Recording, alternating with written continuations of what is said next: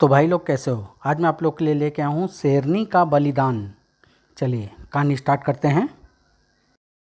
कौशलपुर के निकटवर्ती वन में चरवाहा भीमू अपने गाय चरा रहा था। अचानक सभी गाय जोर जोर से रंभाती हुई इधर उधर भागने लगी। ओह, लगता है आसपास ही कोई हिंसक पशु है, मुझे भी दौड़कर अपना बचाव करना चाहिए। भीमू दौड़कर पास के एक वृक्ष पर चढ़ने ही जा रहा था कि झाड़ियों से निकलकर एक सिंह उस पर टूट पड़ा और देखते ही देखते उसे मारकर खाने लगा। और इस घटना के ठीक 2 दिन बाद ही जंगल के किनारे बसे गांव रुद्रपुर के पनघट पर, अरे चंपा, सुना तूने, जंगल का एक शेर नरभक्षी हो गया है। कल ही रामू काका बता रहे थे कि जमींदार के चरवाहे भीमू को उस शेर ने बुरी तरह चीर फाड़ दिया है। राधा, जंगल सामने ही है, अगर शेर इधर आ निकला तो मैं तो डर के मारे शेर के कुछ करने से पहले ही मर जाऊंगी। और सचमुच मर ही गई। राधा बचाओ! नरभक्षी दरिंदे ने अपने पंजे राधा की छाती में गाड़ दिए। कौशलपुर पर इन दिनों राजा चंद्रवीर का शासन था। चंद्रवीर बहुत ही वीर, परोपकारी व प्रजावत्सल राजा था। उस दिन भी रोज की तरह दरबार लगा हुआ था। तभी दुहाई हो महाराज, हमें बचाइए, हमें उस दुष्ट से बचाइए, हमें बचाइए महाराज, वह हत्यारा हमें भी मार डालेगा। कौन है आप लोग और किस दुष्ट हत्यारे की बात कर रहे हैं? हमें बताइए, हम उसे जीवित न छोड़ेंगे। महाराज, हम आपके राज्य के ही एक गांव रुद्रपुर के निवासी हैं। भद्रवन का एक सिंह निर्भक्षी हो उठा है, वह अब तक 10 जाने ले चुका है। ओह, आप लोग घबराएं नहीं, हम स्वयं कल जंगल में जाकर उस सिंह का शिकार कर के आपके इस भय से मुक्ति दिला देंगे। तभी सेनापति वीर सिंह अपने आसन से उठ खड़ा हुआ। मगर महाराज, इस कार्य के लिए तो हम किसी भी शिकारी को भेज सकते हैं, आपको यह कष्ट उठाने की क्या आवश्यकता है?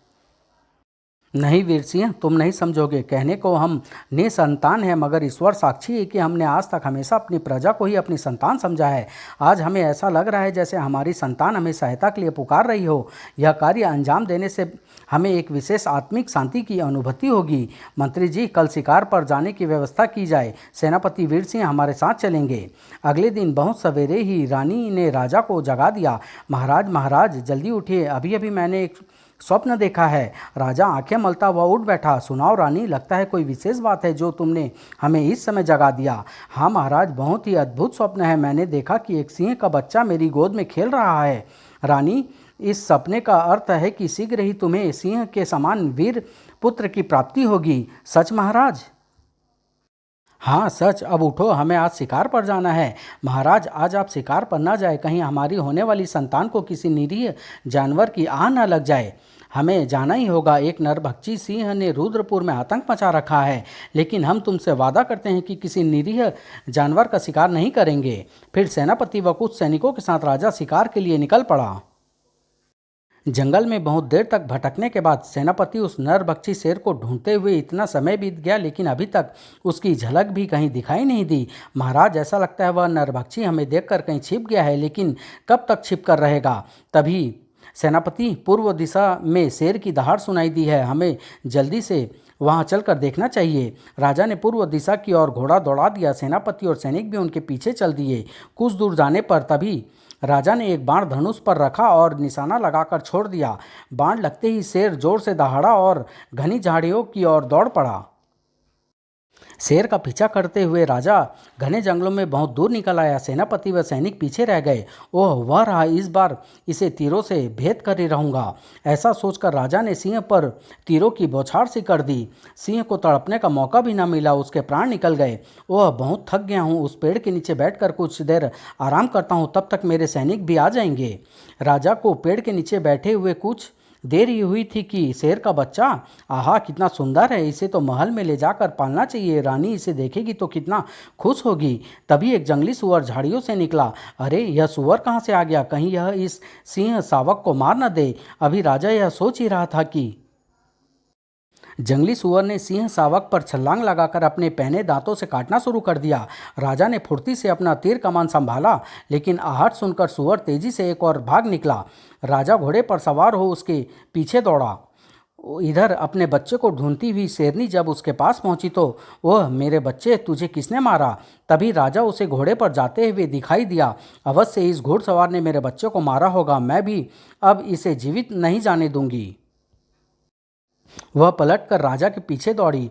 अंत में उसने एक लंबी छलांग लगाई और राजा को घोड़े से गिरा दिया। फिर उसने राजा को संभलने का कोई मौका न दिया। आह बचाओ! तभी एक सन्यासी वहां आ निकला और शेरनी राजा को छोड़कर चली गई। बाबा बाबा, मैं मर रहा हूँ, इस शेरनी ने मुझे घायल किया है। कौन हो तुम? बाबा, मैं राजा चंद्रवीर हूँ। इस शेरनी के बच्चे को सूअर ने मारा था। मैं सूअर को मारने जा रहा था। आह! लेकिन शेरनी ने मुझ पर हमला कर दिया। राजा चंद्रवीर, तुम्हारे परोपकार की बातें हमने सुनी हैं। तुम वाकई बहुत दयालु हो। बाबा, मुझे अपने मरने का दुख नहीं, लेकिन सबसे बड़ा दुख यह है कि मैं निसंतान मर रहा हूँ। मेरे बाद मेरे राज्य की देखभाल कौन करेगा? राजन, हम तुम्हें तो नहीं बचा सकते, लेकिन तुम्हें एक वरदान देते हैं। इस शेरनी का बच्चा तुम्हारे घर में जन्म लेगा, तुम्हारे वंश को चलाएगा, उसके मस्तक पर सिंह का निशान होगा। बाबा, अब मैं शांति से मर सकूंगा। राम! इसके साथ ही राजा का प्राणांत हो गया। राजा को ढूंढते हुए सैनिक व सेनापति वहां पहुंच गए और दुखी मन से राजा के शव को उठाकर नगर में ले गए। राजा चंद्रवीर की मृत्यु का समाचार सुनकर सारा नगर शोकाकुल हो उठा। भाइयों, ईश्वर ने न जाने हमें किन पापों की सजा दी है। आज हमें ऐसा लग रहा है जैसे हम अनाथ हो गए हो। उधर महल में महारानी चंद्रमणि ने रोते बिलखते अपनी चूड़ियां तोड़ दी। नहीं, ऐसा नहीं हो सकता। प्रियंका, कह दो यह सब झूठ है। महारानी जी, अपने आप को संभालिए। ईश्वर की इच्छा के आगे हम सब मजबूर हैं। लेकिन प्रियंका के शब्द सुनने से पहले ही महारानी मूर्छित हो गई। ओह, लगता है महारानी जी अचेत हो गई है। सूर्यमुखी, शीघ्र ही राजवैद्य को बुलाओ। राजवैद्य ने आकर महारानी का निरीक्षण किया तो उनके चेहरे पर एक फीकी सी मुस्कान खेलने लगी। ओह, कैसा है कुदरत का न्याय। महाराज 10 वर्ष तक संतान का मुख देखने के लिए तरसते रहे और आज जब वे हमारे बीच नहीं है तो रानी मां बनने वाली है। कुछ दिन बाद महामंत्री ने कौशलपुर की प्रजा को संबोधित किया। कौशलपुर के निवासियों, महाराज का आकस्मिक निधन हो जाने से हम सब पर विपत्तियों का पहाड़ टूट पड़ा है। चूंकि अधिक दिनों तक राजगद्दी को खाली नहीं रखा जा सकता, अतः नई व्यवस्था होने तक सेनापति वीर सिंह राज्य की बागडोर संभालेंगे। सेनापति वीर सिंह की जय जय। सेनापति वीर सिंह ने राज्य की बागडोर तो संभाल ली थी, लेकिन साथ ही उसकी रातों की नींद भी उड़ गई। अगर महारानी ने पुत्र को जन्म दिया तो क्या यह राजगद्दी मेरे हाथ से निकल जाएगी? नहीं नहीं, मैं ऐसा नहीं होने दूंगा। मैं इस सांप को पैदा होने से पहले ही कुचल कर रख दूंगा। राजगद्दी के लोभ ने उसे अंधा कर दिया। अगले दिन उसने एक गुप्त कक्ष में रनिवास की दाई को बुलाया। तारा, हम जो कुछ कह रहे हैं उसे ध्यान से सुनो। फिर वीर सिंह ने तारा को मुंह मांगी कीमत देकर खरीद लिया। और फिर वह दिन भी आ पहुंचा जब रानी चंद्रमणि ने एक खूबसूरत पुत्र को जन्म दिया। तारादाई ने शिशु को उठाया और सेनापति वीर सिंह के पास जा पहुंची। महाराज, यह लीजिए, महारानी ने इस बच्चे को जन्म दिया है। तारा, यह बात अभी किसी और को तो पता नहीं चली ना? नहीं महाराज, और हाँ, आपके लिए एक खुशखबरी है। छोटी रानी रुक्मणी ने भी आज ही एक पुत्र को जन्म दिया है। क्या? रानी ने पुत्र को जन्म दिया है? आहा, आज हम पिता बन गए। लेकिन तारा, तुम्हें एक काम और करना होगा। हमारे पुत्र को महारानी चंद्रमणि की सैया पर लेटा दो। जो हुक्म महाराज। तारा के जाने के बाद वीर सिंह ने अपने वफादार सेवक निरंजन सिंह को बुलवाया। निरंजन सिंह, इस सपोले को जंगल में ले जाओ और इसके टुकड़े टुकड़े करके जानवरों को खाने के लिए छोड़ आओ। निरंजन सिंह बच्चे को ले कक्ष से बाहर निकल गया। आहा, अब कौशलपुर का राज सिंहासन हमसे कोई नहीं छीन सकता। उधर जंगल में पहुंचकर निरंजन सिंह ने नन्हे राजकुमार को एक पत्थर पर लेटाया और तलवार निकाल ली। ओह, अब शीघ्रता से इसे मारकर महाराज से पुरस्कार लेना चाहिए। अभी निरंजन सिंह ने बच्चे को मारने के लिए तलवार उठाई ही थी कि एकाएक एक शेरनी ने उस पर पीछे से छलांग लगा दी। आह, मैं मरा, कोई बचाओ बचाओ! शेरनी ने उसे बुरी तरह घायल कर दिया। फिर बच्चे को उठाया और घने जंगल की तरफ बढ़ गई। जंगल के बीच बनी एक कुटिया में तपस्या में लीन एक सन्यासी के सामने पहुंचकर उसने बच्चे को लेटा दिया। तभी बच्चे के रोने का स्वर सुनकर सन्यासी की आंखें खुली। अरे, हमारी कुटिया में यह अबोध शिशु कौन छोड़ गया इसे यहाँ? सन्यासी ने आगे बढ़कर शिशु को गोद में लिया तो उसके मस्तक को देखकर चौंक उठा। अरे, इसके मस्तक पर सिंह का निशान! ओह, इस शिशु को तो कौशलपुर के राजमहल में होना चाहिए था, लेकिन यह यहाँ कैसे? तभी सन्यासी की नजरें एक तरफ खामोश बैठी शेरनी पर पड़ी। ओह, कहीं ममतावश यह शेरनी तो इसे राजमहल से नहीं उठा लाई। हमें अपनी योग्य शक्ति से सत्य का पता लगाना होगा। फिर सन्यासी ने लगातार 10 मिनट के स्मरण के बाद आंखें खोल ली। ओह, कौशलपुर के राजमहल में ऐसी भयानक साजिश, इस अबोध बालक की हत्या की कोशिश। फिर सन्यासी ने मन ही मन कोई निश्चय कर शिशु को गले से लगा लिया। बच्चे, हम तुझे इस लायक बनाएंगे कि तू अपने पर हुए अत्याचार का बदला ले सके। उधर राजमहल में महारानी को जब होश आया, बधाई हो महारानी, आपको पुत्र हुआ है। ओह मेरे लाल, मेरे बच्चे, तूने मेरे अंधेरे जीवन में उजाला कर दिया। चंपा, महामंत्री तक हमारा आदेश पहुंचाओ कि यह पूरा सप्ताह संपूर्ण कौशलपुर में राजकीय उत्सव की तरह मनाया जाए। कौशलपुर के भावी शासक का जन्म हुआ है आज। जो आज्ञा महारानी जी। जबकि उधर जंगल में, ओह अब इस बच्चे के लिए दूध कहाँ से लाऊं? तभी वही शेरनी बच्चे के पास आई और उसे दूध पिलाने लगी। जंगल के हिंसक जीवों के बीच पलता हुआ बच्चा बड़ा होने लगा। शेरों के बच्चों के साथ खेलता है, इसका नाम भी शेरू रखना चाहिए। शेरू, शेरू इधर आओ। क्या आज्ञा है बाबा? शेरू, अपने साथियों को घर जाने को कहो, सूरज डूब रहा है, अब तुम भी विश्राम करो। जो आज्ञा बाबा। उधर सेनापति का पुत्र चंद्रमोहन राजकुमार के रूप में बड़ा हुआ तो आहा, कितने बढ़िया पके हुए आम हैं। साथियों, इस बाग के सारे आम तोड़ लो। महाराज, दुहाई है दुहाई, मैं गरीब आदमी हूँ, अगर यह बाग उजड़ गया तो मेरे बच्चे भूखे मर जाएंगे। चंद्रमोहन ने बूढ़े माली को एक लात मारी। अबे बूढ़े, तेरे बच्चे मरते हैं तो मरने दे, मेरी जान क्यों खा रहा है? मुझे यह मीठे मीठे आम खाने दे। आह, ओह, इतने दयालु और प्रजा के शुभ चिंतक राजा के घर में यह दुष्ट कैसे पैदा हो गया? आखिर कभी तो इसके पापों का घड़ा भरेगा ही। चंद्रमोहन ने वह उसके मित्र ठहाके लगाते हुए वहां से चले गए। बूढ़े माली ने राजमहल पहुंचकर महारानी के समक्ष फरियाद की तो बाबा, हम अपने बेटे की तरफ से आपसे माफ़ी मांगते हैं। चंद्रलेखा, बाबा को कोषाध्यक्ष से 100 स्वर्ण मुद्राएं दिलवा दो। थोड़ी देर बाद चंद्रमोहन महल में लौटा तो चंद्रमोहन, आज तुमने फिर शरारत की, आखिर क्या बिगाड़ा था तुम्हारा उस बूढ़े माली ने?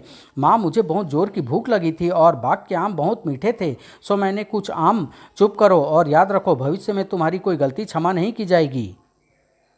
कौशलपुर की सीमा पर भद्रवन में एक प्राचीन मंदिर था। रानी चंद्रमणि प्रत्येक वर्ष रामनवमी के दिन उस मंदिर में पूजा के लिए जाती थी। हमेशा की तरह इस बार भी चंद्रमोहन के साथ रानी मंदिर में पहुंची। माँ, तुम मंदिर में जाकर पूजा करो, मैं तब तक इस जंगल में घूम आता हूँ, लेकिन जल्दी लौट आना। जंगल में घूमते हुए चंद्रमोहन सन्यासी की कुटिया के पास पहुंचा। अरे, एक ही वृक्ष पर आम और अनार, दोनों फल एक साथ, यह कैसा चमत्कार है? खैर, हमें तो आम खाने से मतलब है, पेड़ गिनने वाले गिनेंगे। शक्ति सिंह, जीत सिंह, जल्दी से इस पेड़ पर चढ़ जाओ और हमारे लिए आम व अनार तोड़ कर लाओ। अभी लाते हैं हुजूर। दोनों पेड़ पर चढ़कर आम और अनार तोड़ तोड़ कर फेंकने लगे। तभी सन्यासी कुटिया से बाहर आया। बेटे, फल खाने के लिए होते हैं, खूब खाओ, लेकिन इस तरह नष्ट नहीं करो। तुम हमें रोकने वाले कौन होते हो? तुम जानते नहीं हम यहाँ के राजकुमार हैं। हम चाहें तो फलों के साथ साथ तुम्हारी कुटिया भी तोड़कर फेंक दें। राजा प्रजा की रक्षा के लिए होता है और तुम प्रजा को दुख दे रहे हो। ऐसी हरकतें तो कोई दुष्ट ही कर सकता है। सन्यासी, तूने हमें दुष्ट कहा, हम तुझे दंड देंगे। सैनिकों, इस धूर्त की कुटिया नष्ट कर दो। अभी सैनिक आगे बढ़े ही थे कि ठहरो, अगर कोई भी कुटिया की तरफ बढ़ा तो शेरू उसे जीवित नहीं छोड़ेगा। अचानक चंद्रमोहन ने शेरू पर भाले से प्रहार किया, लेकिन शेरू ने झुककर वार बचाया और झपट कर घोड़े को लगाम पकड़ ली। फिर उसने लगाम को एक जोरदार झटका दिया, फलस्वरूप चंद्रमोहन घोड़े से नीचे आ गिरा। सैनिकों, बंदी बना लो इसे। और सैनिकों ने शेरू को रस्सी से बांध लिया। इस जंगली को हम सजा देंगे ताकि फिर कभी राजा के सामने सिर उठाने की गुस्ताखी ना करे।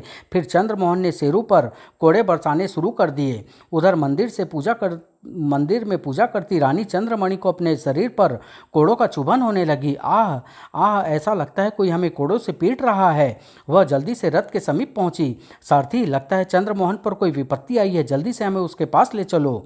रथ तेजी से जंगल के भीतर दौड़ पड़ा। कुछ ही देर बाद रानी सन्यासी की कुटिया पर पहुंच गई। चंद्रमोहन, तुम इस लड़के को क्यों मार रहे हो? छोड़ दो इसे। नहीं रानी माँ, मैं इसे नहीं छोड़ूंगा। इसने मुझ पर हाथ उठाया है, मैं इसके हाथ काट दूंगा। नहीं, इसे छोड़ दो, यह हमारा आदेश है। रानी माँ, राजपुरुषों पर हाथ उठाने का मतलब बगावत होता है और बगावत करने वाले को सिर्फ मौत की सजा दी जाती है। तुम मुझे क्या सजा दोगे राजकुमार? सजा तो अब मैं तुम्हें दूंगा। कहने के साथ ही शेरू अपने मुंह से एक विचित्र सी आवाज निकालने लगा और देखते ही देखते बहुत से शेर चीते सैनिक पर टूट पड़े। जब एक शेर चंद्रमोहन पर झपटने लगा तो वह दौड़कर शेरू के कदमों पर गिर पड़ा। बचाओ बचाओ, मुझे बचा लो भाई। शेरू ने एक विशेष संकेत किया। परिणाम स्वरूप सभी शेर चीते शांत हो गए। तभी महारानी चंद्रमणि शेरू के पास आई। तुम बहुत बहादुर हो बेटे, कौन हो तुम, कहाँ रहते हो? प्रणाम रानी माँ, मैं इस जंगल में रहता हूँ। जंगल के सभी जीव मेरे साथी है। बेटे, तुम्हें देखकर न जाने क्यों ऐसा लगता है कि तुम हमारे ही शरीर के टुकड़े हो। रानी माँ, हम आपकी प्रजा हैं और प्रजा राजा रानी के बच्चों के समान ही होती है। लो यह हार रख लो, तुम कभी भी महल में हमसे मिलने आ सकते हो। आने दो इसे महल में, इसके टुकड़े टुकड़े कर दूंगा। इसके बाद रानी का हाथ सैनिकों की सुरक्षा इसके बाद रानी का रथ सैनिकों की सुरक्षा में नगर की तरफ बढ़ गया। राजा रानी के जाने के बाद शेरू अभी पलटा ही था कि ओह, यह तो किसी नारी की चीख है। शेरू से कुछ ही दूर एक राजकुमारी सी दिखने वाली लड़की शेरों के बीच घिरी हुई थी। आह, बचाओ बचाओ! शेरों से बचने के लिए वह पैदल ही एक तरफ भागने लगी। बचाओ बचाओ! और अगले ही पल वह शेरू के बाहों में थी। नहीं नहीं, मैं मरना नहीं चाहती, बचाओ! कौन हो तुम ना होते तो यह हिंसक जीव हमें आज जीवित न छोड़ते। मैं शेरू हूँ, आप इस जंगल में अकेली क्या कर रही थी? मैं श्रीरंगपुर की राजकुमारी सुरेखा हूँ, जंगल में शिकार के लिए आई थी, मेरी सखिया मुझसे बिछड़ गई। राजकुमारी जी, इन निर्दोष जानवरों को मारना क्या शक्तिशाली मनुष्यों को शोभा देता है?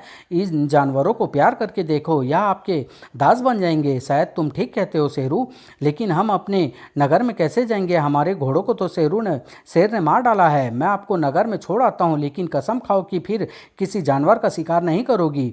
नहीं, हम किसी जानवर का शिकार नहीं करेंगे।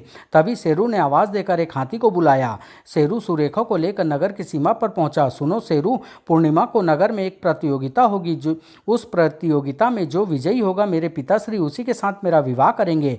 तुम उस प्रतियोगिता में आओगे ना शेरू? अवश्य आऊँगा। सुरेखा को वहीं छोड़कर शेरू वापस चला गया। और एक दिन कौशलपुर के निवासियों ने एक विचित्र से दृश्य देखा। एक नवयुवक सिंह पर बैठा हुआ चला जा रहा था। हे भगवान, यह कोई साधारण पुरुष नहीं लगता। लोग कौतूहल से उसे देख रहे थे, लेकिन किसी की हिम्मत उसके समक्ष जाने की नहीं हो रही थी। देखो तो कितनी निर्भीकता से सिंह पर सवार बढ़ा जा रहा है। अरे, ऐसे पुरुष को हमारा राजा होना चाहिए। वह नवयुवक कोई और नहीं, स्वयं शेरू ही था, जो राजमाता से मिलने राजमहल की तरफ जा रहा था। और जब शेरू महल के मुख्य द्वार पर पहुंचा, आया राम, मैं सपना तो नहीं देख रहा? गया राम, भागो, मुझे तो कोई जादूगर लगता है, कहीं यह हमें जादू से बंदर ना बना दे।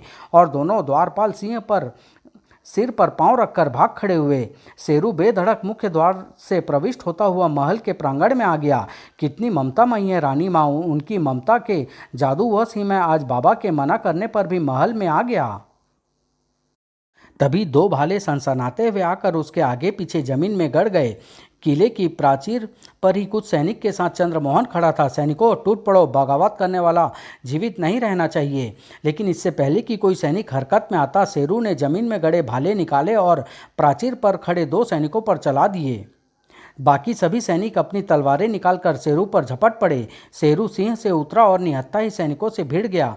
उसने पहले ही वार में एक सैनिक की तलवार छीन ली और फिर राजमहल के प्रांगण में शेरू की तलवार बिजली की तरह चमकने लगी।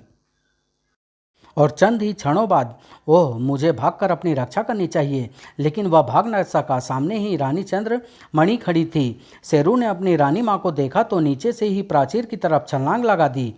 और अगले ही पल, प्रणाम रानी माँ, आपके प्यार भरे आग्रह ने मुझे यहाँ आने के लिए मजबूर कर दिया था, लेकिन यहाँ ऐसे स्वागत की उम्मीद न थी मुझे। चंद्रमोहन, क्या अतिथि से ऐसा व्यवहार किया जाता है? शर्म आती है हमें तुम्हें अपना बेटा कहते हुए। क्षमा मांगो शेरू से। चंद्रमोहन क्रोध की अधिकता से पागल सा हो उठा। वह बिना क्षमा मांगे ही वहाँ से चला गया। बेटे, हम चंद्रमोहन के कृत्य पर शर्मिंदा हैं, आओ भीतर चलो। नहीं रानी माँ, अब मैं चलता हूँ, बाबा मेरी राह देखते होंगे। महारानी के कक्ष से निकल चंद्रमोहन सेनापति के पास गया। सेनापति जी, कभी कभी ना जाने क्यों मुझे ऐसा लगता है कि रानी माँ मेरी माँ नहीं, कोई सौतेली माँ है। आज फिर उस जंगली के लिए मेरा अपमान कर दिया। उस अपमान का बदला रानी से अवश्य लेंगे। बेटे, सेनापति जी, तुमने मुझे बेटा कहा? हाँ बेटे, हमें हालात ने इतना विवश कर रखा था कि हम इस रहस्य को आज तक छिपाए रखे, लेकिन अब समय आ गया है कि हम तुम्हें सब कुछ बता दें। सब कुछ क्या सेनापति जी? सेनापति ने चंद्रमोहन को सारी कहानी सुना दी। सच पिताजी, हम इस राज्य के राजा हैं। मैं रानी को अपने अपमान की सजा दूंगा, उसे बंदी बनाकर कारागार में आज डाल दूंगा। नहीं बेटे, जल्दबाजी में हमें कोई कार्य नहीं करना। फिलहाल तुम श्रीरंगपुर जाने की तैयारी करो, कल वहां राजकुमारी सुरेखा का स्वयंवर है। पिताजी, मैं आज ही रवाना हो जाता हूं और राजकुमारी सुरेखा को लेकर ही लौटूंगा। और अगले दिन श्रीरंगपुर के विशाल मैदान में दूर दूर से राजा महाराजा आए हुए थे। श्रीरंगपुर के राजा माधव सिंह ने घोषणा की, आमंत्रित महानुभावों, इस प्रतियोगिता में जो भी विजयी होगा उसी के साथ राजकुमारी सुरेखा का विवाह किया जाएगा। फिर प्रतियोगिता शुरू हो गई। चंद्रमोहन बुरी तरह से पराजित हुआ। शेरू, जिसे राजकुमारी ने स्वयं आमंत्रित किया था, अब तक हर प्रतियोगिता में सफल रहा था। अंत में राजा माधव सिंह ने घोषणा की, जो नवयुवक सभी प्रतियोगिताओं में विजयी रहा उसका नाम है शेरू। मैं शेरू से सुरेखा का विवाह करने की घोषणा करता हूँ। सुरेखा बेटी, आओ और इस पराक्रमी युवक के गले में वरमाला डाल दो। मैं भी देखता हूँ राजकुमारी का विवाह इस जंगली से कैसे होता है। अभी सुरेखा शेरू के गले में जयमाला डाल ही रही थी कि भागो भागो, पकड़ो, मारो मारो। इससे पहले कि शेरू कुछ समझता, एक घुड़सवार ने आकर सुरेखा को उठा लिया।